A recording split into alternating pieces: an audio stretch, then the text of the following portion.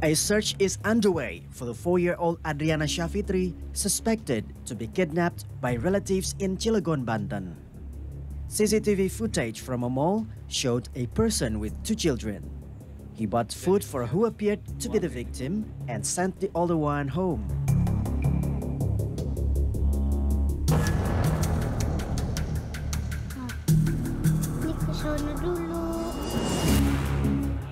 Setelah makan, anak saya yang cowok ini, pengakuan anak cowok saya yang umur 7 tahun, dia disuruh pulang nyusul ibunya. Nah, nyusul ibunya sekitar jam 5 sore dia sampai di rumah anak cowok saya itu yang umur 7 tahun. Ngomong sama ibunya, mah kita disuruh nyusul ke Ramayana biar bisa main bareng. Nah. After hearing about the news, her parents rushed to the mall, but she had disappeared along with the kidnapper.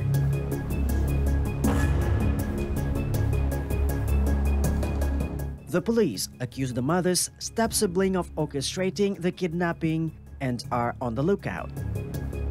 See Today contributor reporting from Cilegon, Banten. Obviously a nightmare for any of us who are all happen to be parents as well. I got some disturbing, alarming numbers and facts from kidshealth.org. Most kids are reported missing have either run away or there's sometimes been a misunderstanding with their parents about where they were supposed to be. Of the kids and teens who are truly abducted, most are taken by a family member or an acquaintance. Only 25% are taken by strangers. Almost all kids kidnapped by strangers are taken by men. About 2/3 of stranger abductions involve female children. Most abducted kids, this is a bit of a surprise, are in their teens. So again, not just the little ones you have to watch out for, even if your kids are older, especially if they're older because they're out on their own.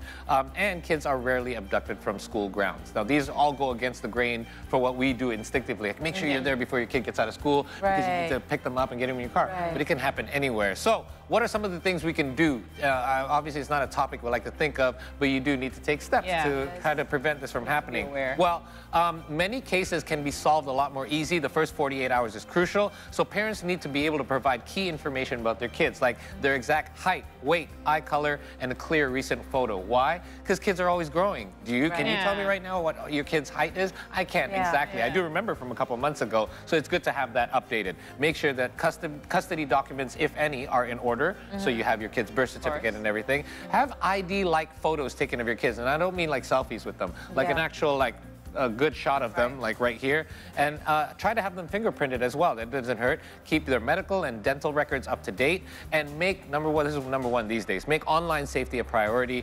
Internet is a great tool, but that's where a lot of predators happen to lie. Be aware of their activities. Doesn't mean you have to open it. Just ask them for permission to look at what they've been we've been chatting with their chat room friends, and remind them never to give out personal information and avoid posting any kind of information or identity information about your kids online, and just pretty much all the other stuff as well. Remind them of all the things they shouldn't do, stranger danger and all that stuff, and set boundaries about where your kids can go. Yeah, I remember when I think I was going to give birth to my firstborn, so this was back in 2013, there was a lot of kidnapper situation where this is basically in a grocery store, so they kidnap the kid and they change the clothes and whatnot. And sometimes parents are, we just put the baby or the child on a stroller, or we thought they're just playing around in the next aisle and whatnot.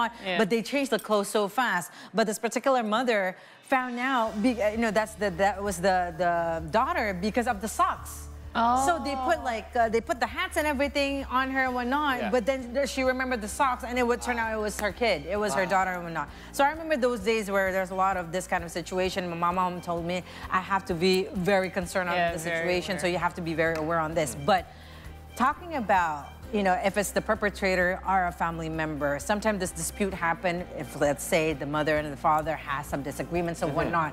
The child usually is used as a tool, right? Correct. So then, for the mother to feel like they don't have any power, or the father to feel they don't have any power. Leverage, we see a lot of the situation.